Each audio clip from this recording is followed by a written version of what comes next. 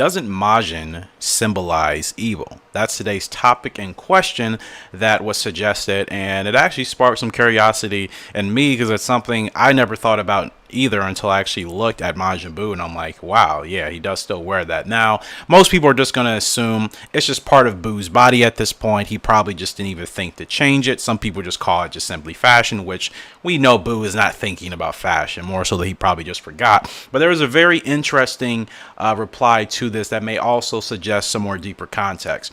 Majin in Japanese actually means devil, not evil. A devil, when used in Japanese, would mean to harass, cause mischief, and annoy. Basically chaos, but not directly translating to evil.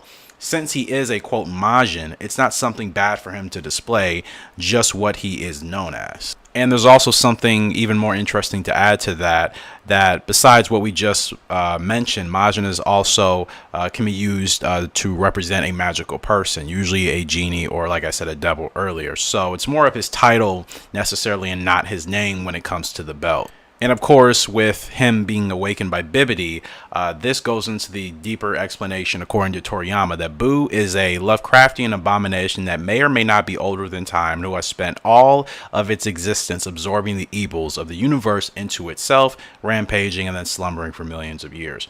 Bibidi didn't create Buu, he just found Buu and decided to try and make him work for him, and that's where the awakening comes from.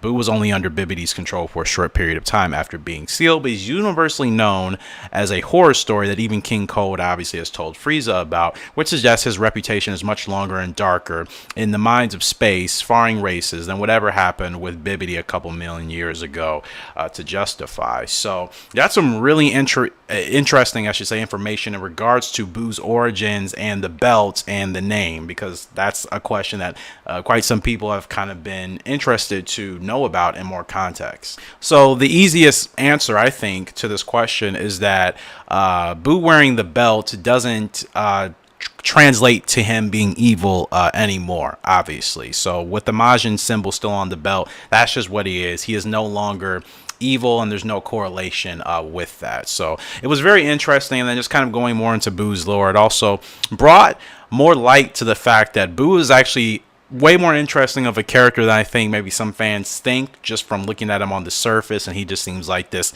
stupid, annoying, sometimes funny, childish pink blob that is pretty powerful and doesn't really seem to have any weaknesses. I think his character is much more interesting when you look at the origins and some of the information I just shared, like I said, compared to what you will generally see in an episode or if he's featured in the manga. So you guys let me know your thoughts on this in the comment section below, and whether or not you would want to see more Majins actually come to the anime's Return of Dragon Ball Super and or the manga in future chapters.